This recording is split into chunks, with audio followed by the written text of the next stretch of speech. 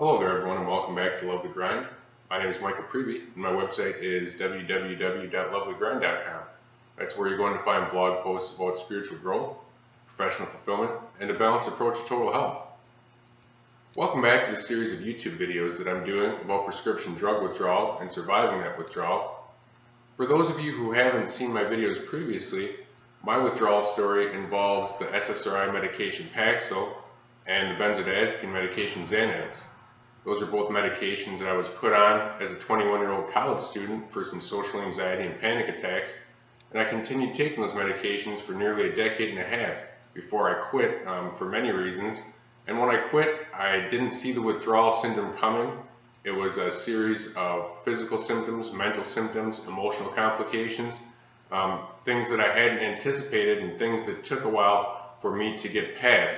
But I was able to get past them. I was able to find healing.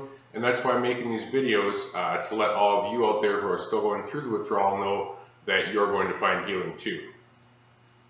Now, the topic of today's video is a celebration topic of sorts. It's an anniversary topic for me.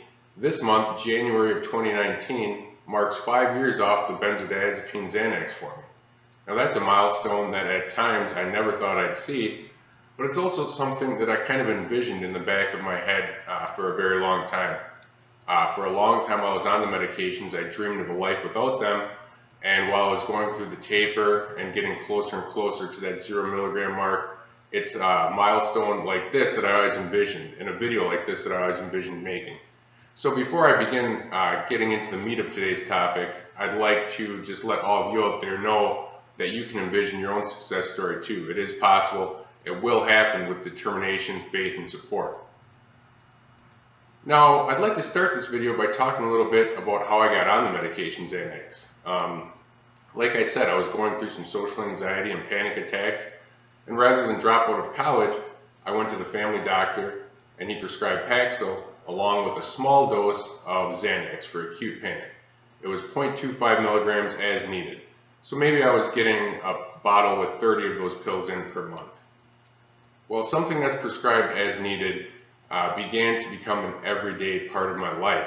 The Xanax slowly increased over the years to the point where I was taking 4, 5, 6 milligrams per day. That's something that didn't happen overnight, but it's something that kind of crept up on me in a sinister manner. It really snuck into my life and took a hold of me. I began to rely on the Xanax for everything.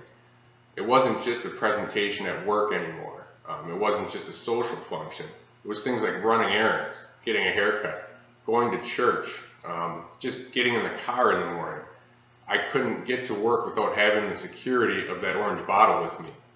I had become so dependent on these medications as time went on, and it was really a love-hate relationship that I had with them over the years, because they really did work.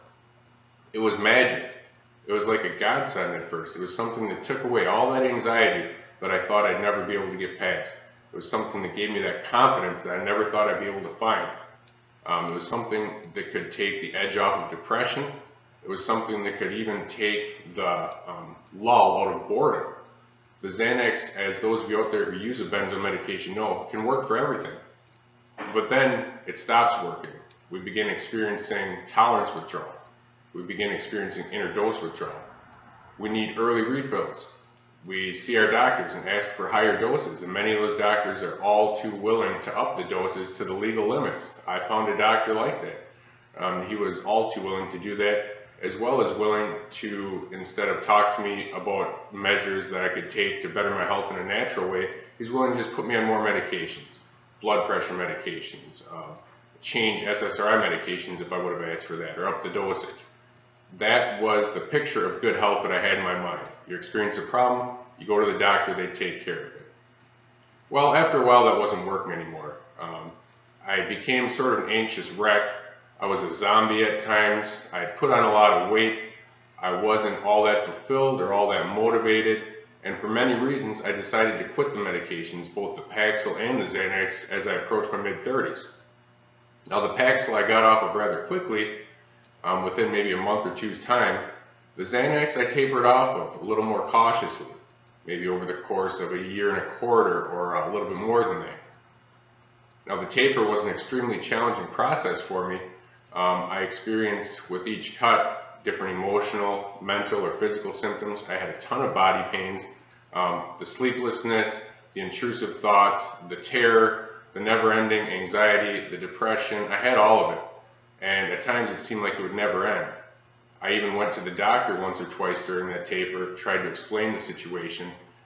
These guys weren't very understanding. I wasn't able to find the support I needed, and instead it really broke my heart because I thought, okay, maybe I'm the crazy one. Maybe none of this is withdrawal. Maybe this is all in my head. Eventually I was able to accept the fact that it indeed was withdrawal and that I wasn't crazy, no matter what doctors or anyone else said. I was determined to get down to 0 milligrams, and as I moved forward in my taper, one day, and I remember this distinctly, I made the decision to get off the medication once and for all. It was January of 2014. My grandmother had just passed away, and I had to attend her funeral as one of the pallbearers. And I decided that was when I was going to jump. I jumped just a touch too early. Again, I advise everyone out there to use extreme caution, a very conservative approach to tapering. I jumped just a touch too early, but at that time in my life, I felt it was something that needed to be done. I was thinking, okay, my grandmother just passed away. Number one, I'm going to have a few days off from the office. So if the bottom falls out on me, so to speak, when I stop the medication completely, I can have the bottom fall in the privacy of my own apartment. Number two, when my grandmother passed away, I was really hit by the finite nature of our existence on this earth. And I thought, okay, it's now or never. I can either get busy living or get busy dying, so to speak. And so I'm going to get busy living, no matter what. And so I stopped the medication that day. I went to the funeral. I went through my duties there without the Xanax, something that I would have never imagined I've been able to do in the past. And I slowly saw my way through other things. I remember it being difficult eventually, at first, to get a haircut or run errands.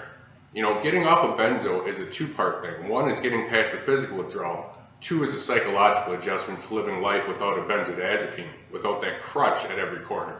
So I was going to the grocery store. It was very nerve-wracking at first, but I got through it. And I kept a spreadsheet with all my symptoms and all my improvements, and it took a while for me to get past that withdrawal. I turned a big corner, I think, at around the 18-month mark, and I saw improvements, 24 months and 36 months and so forth. I started eating a lot better. I started working out a lot. I got very spiritual in a very personal way, more personal than it had ever been for me before.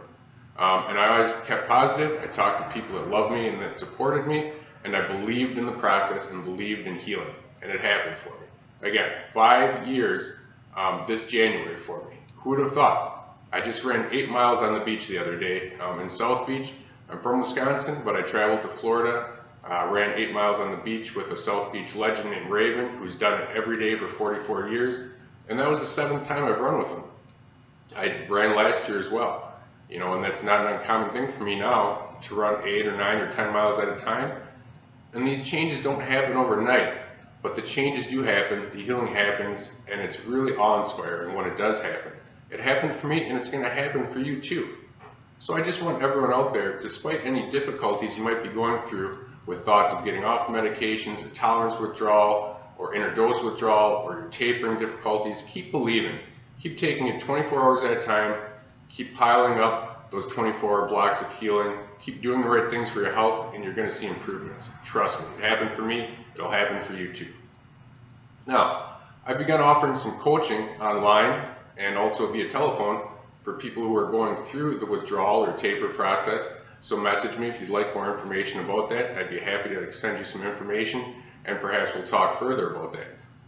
Also, please go to my website, lovelygrind.com. That's where you're going to find those blog posts. You can sign up for my mailing list, get every blog post, and my monthly newsletter. Leave me questions and comments on this YouTube channel, subscribe, and also you can find me on Facebook at Lovely Grind and Twitter at Lovely Grind. Thank you for checking out this video. I hope that you've enjoyed it.